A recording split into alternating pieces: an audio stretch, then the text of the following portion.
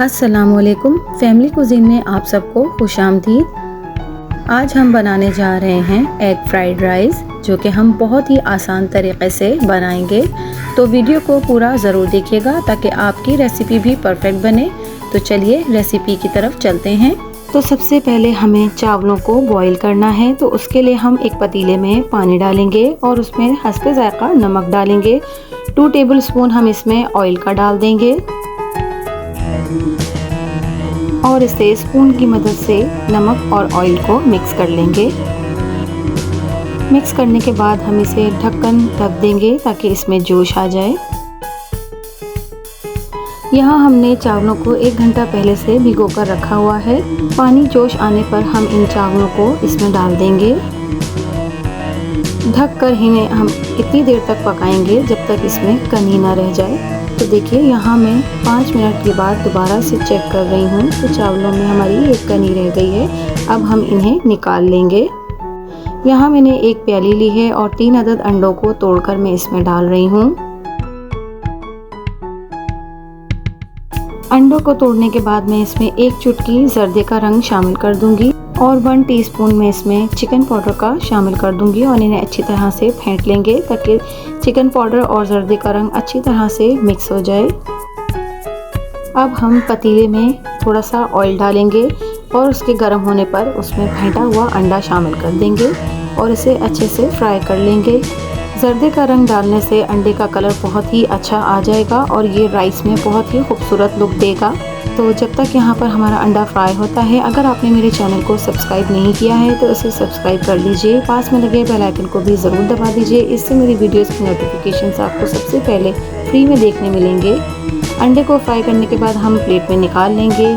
अब उसी बचे हुए ऑयल में हम 1 टेबल स्पून लहसुन अदरक का पेस्ट शामिल करेंगे और इसे अच्छे से हल्का सा गोल्डन कर लेंगे। लहसुन अदरक को फ्राई करने के बाद हम इसमें कटी हुई गाजर, जो हमने छोटे छोटे क्यूब्स की शक्ल में काटी है, वो डाल देंगे। उसी तरह से सेम साइज़ में कटी हुई शिमला मिर्च और बंद गोभी भी हम काट कर इसमें डाल देंगे और ऑयल में थोड़ा सा पका लेंगे। याद रहे बहुत ज़्यादा हमें सब्जियों को पकाना नहीं है, बस हम थोड़ा सा इसे 1 से 2 मिनट तक ऑयल में पकाएंगे। तो यहाँ हमने 2 मिनट तक सब्जियों को ऑयल में फ्राई कर लिया है। अब हम इसमें बाकी के मसाले डालेंगे। यहाँ मैं 1 टीस्पून नमक, 1 टीस्पून काली मिर्च पाउडर इसमें शामिल कर रही हूँ और इसे मिक्स कर लूँगी। इन्हें मिक्स करने के बाद मैं इसमें 2 टेबल स्पून सिरका, 2 टेबल स्पून सोया सॉस और 2 टेबल स्पून हम इसमें रेड चिली सॉस शामिल कर देंगे और इसे भी अच्छे से मिक्स कर लेंगे।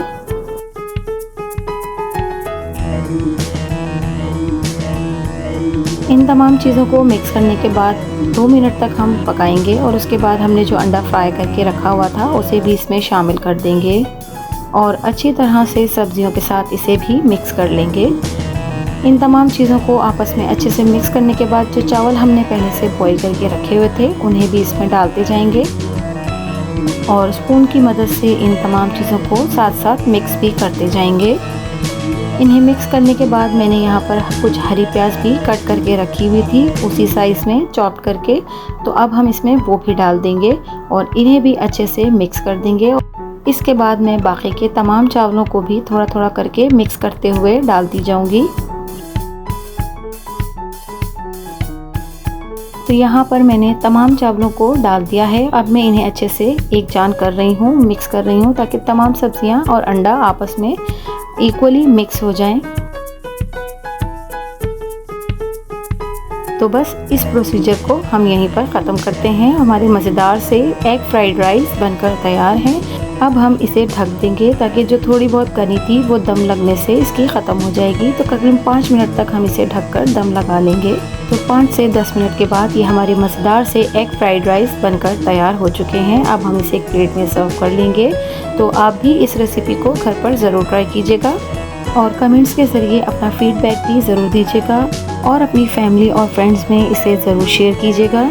तो अगर आपको मेरी वीडियोस और मेरी रेसिपीज़ पसंद आती हैं तो मेरे चैनल को लाइक, शेयर एंड सब्सक्राइब कीजिए। मिलती हूँ किसी नई वीडियो, नई रेसिपी के साथ। अल्लाह हाफ़िज़।